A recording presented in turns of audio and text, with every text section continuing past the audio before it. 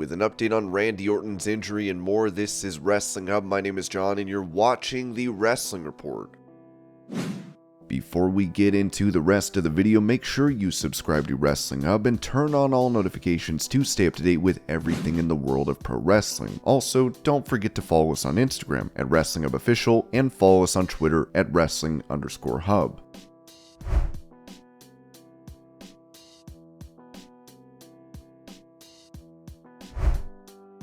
Recalling her previous release from WWE, Mia Yim, who returned to the promotion this month, told CBS Sports, "When that happened, it was very discouraging and disheartening, but it helped that me and my husband, we supported each other. We had other things to focus on, like the wedding, and we just bought a house, so we were planning on moving right after the wedding. We were very occupied with real life stuff. It kind of helped me though, and along with just focusing on that aspect, like wrestling kind of took a back seat. It made me realize wrestling isn't everything. Life still goes on, and to focus on the people you love. I had to really evaluate if I wanted to continue to wrestle because I wasn't sure if I did. So thankfully, I was able to reignite my love for wrestling with the friends of Gail Kim, Scott D'Amore, Gazelle, being surrounded by great people and being able to go out and kill it and have that support in that moment. It was very much like, not only was I not sure if I wanted to do it, but I feel like maybe my time was up. Like, I'm not as good as I was 5-10 years ago, so maybe it's just time to hang it up. So I just needed to find myself in wrestling and see if I could still go with all these new talent, but also the talent that are killing it now. Like, can I keep up with them? I was able to, and coming back, it was like, let's go. I have such high respect for Triple H and what he's done for NXT that I was like, I'm ready to go. When I was told, hey, the boys want you, think that you could help them out, and the fact that I knew them months prior and AJ years prior, it's like, hell yeah, let's go. So it was nice to come back to everybody just welcoming.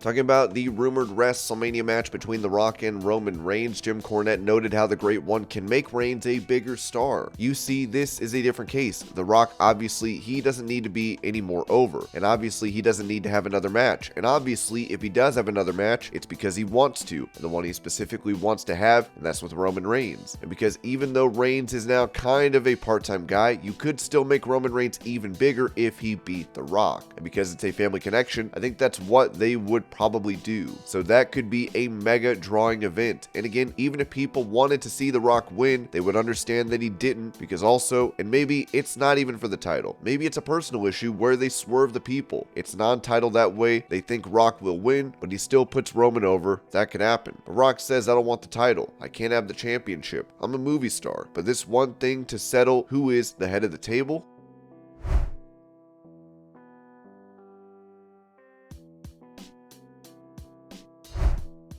Speaking about Braun Strowman following his return to WWE, Kurt Angle said on his podcast about him initially getting released, Braun's a very valuable asset. He should have never left WWE. Should have never happened. The guy knows how to wrestle. He knows how to talk. He looks great. He's a 350-pound monster. You don't let a guy like that go. I don't know how or why that happened. Maybe it was for money reasons. I don't know. But Braun Strowman's back in the right place. He needs to be in WWE. That's where he deserves to be.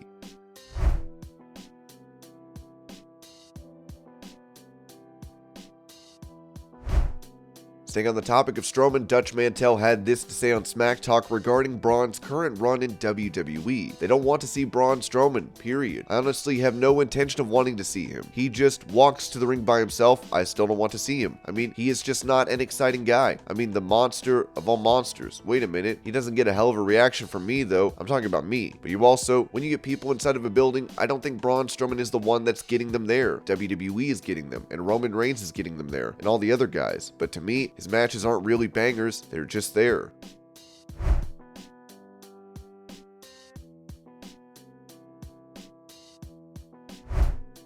On SmackDown last night, Bray Wyatt had a phone number appear on screen after LA Knight's interview as a fan recorded that call. Here's the clip.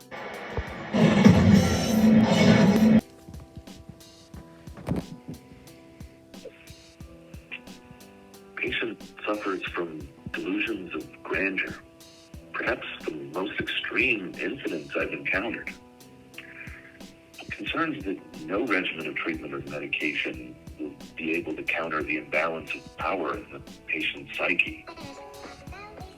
They're prone to disorganized thought patterns that communicate a sense of unmatched importance. bouts of isolation seem to have amplified their inner monologue and honestly blocked out any outside voice. In short, the patient would need to think as highly of a medical practitioner as they do themselves, and honestly, that seems to border on the impossible.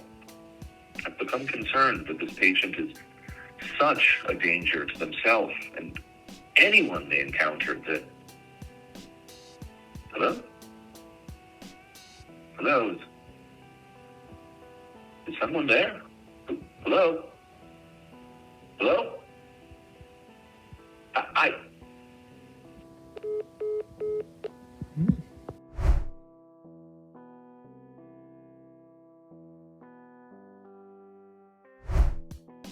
Also on SmackDown, Braun Strowman would be eliminated in the World Cup tournament by Ricochet, as some fans believe this could be punishment for Braun's comments about high-flying wrestlers. I have no doubt that wasn't originally planned for Ricochet to pin Braun Strowman. That was booked to send a message to Braun not to bash his colleagues on Twitter for their in-ring style for being flippy and floppy. Braun Strowman made a comment about flip-floppers and proceeds the next week to be eliminated from the tournament by Ricochet. Dude, this was a perfect time for you to make a joke about how Braun Strowman probably should have stayed humble.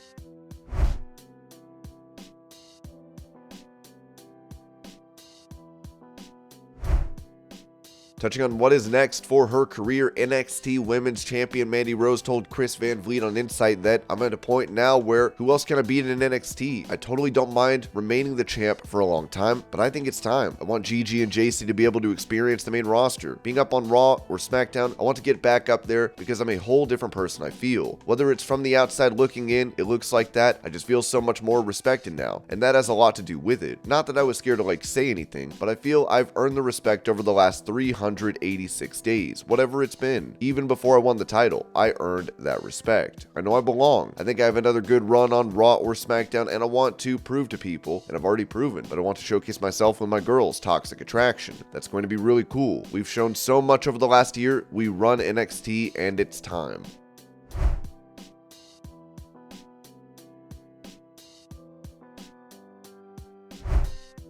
Talking about his feelings prior to joining AEW, Bryan Danielson pointed out on One Fall that the scary part of it was stepping outside of this comfort zone that I had in WWE. And also in AEW, you see them doing some pretty risky things. I was like, I don't know if physically I can do that anymore. Over the last year plus, I've proven to myself that I can, which is kind of one of the things I was looking for. As I was 40 then, I'm 41 now, to see if I can still do some of the things to physically test myself. A lot of people, my wife included, are like, why do you constantly desire to test yourself, to test your body's capabilities? And I don't know why I have that desire, but I do.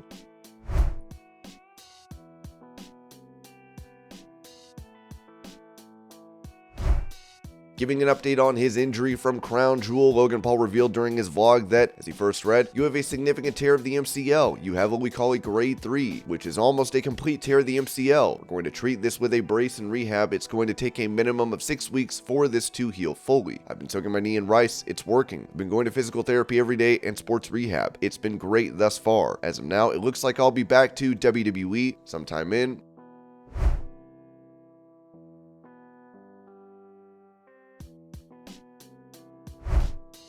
When speaking of Fightful, former WWE star Santino Marella mentioned that his in-ring career has come to a close, saying, "No, I don't really have a whole lot of interest in wrestling too much, to be honest. I enjoy doing commentary, and maybe in the future you'll see me somewhere as a color commentator, producer, or something like that. My wrestling days are definitely behind me in terms of a career. I do it for fun, but I've got 2 small kids at home, and I'm staying home and enjoying that as much as possible." Talking about his WWE career with the 8 of the K wrestling show, Santino noted how his goal was to make others break character. There's nothing funnier than watching someone crack on TV. Vince McMahon kind of said to the locker room at the time, if you laugh, it's funny. It's not the end of the world, but you have to laugh in the way that it's not like you're breaking character, but the character can laugh. There's always a way to protect it and kind of cover it up, so to speak. I definitely made it a goal of mine to try and crack people.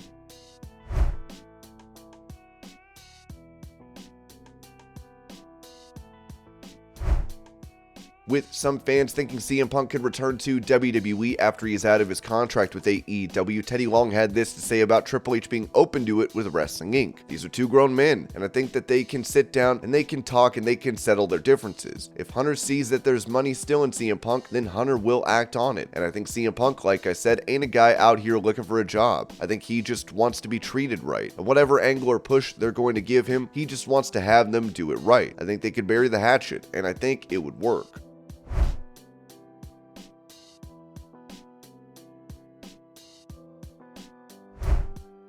Speaking of a potential contract buyout from AEW, Brian Alvarez explained what the holdup could be as he wrote, "Why would AEW want a buyout? Fire him. If you troll him, what's going to happen? He's going to say he doesn't want a buyout anymore. Maybe they will fire him, but they're not going to do it when he's injured."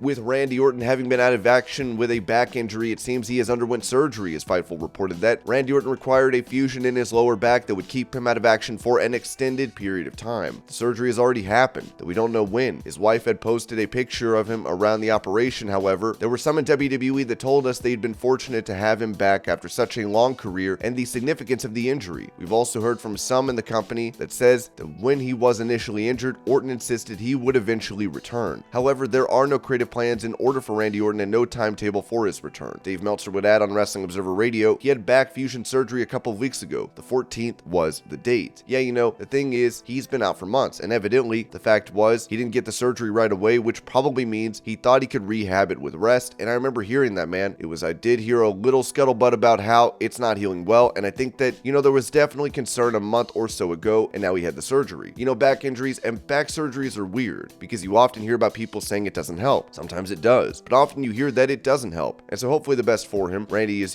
always preaching working safe, and does work a safer style than most. But the key is in this business, nothing is safe. And this was your pro wrestling news update. I hope you're all having a great day. Thank you so much for watching, and I'll see y'all later.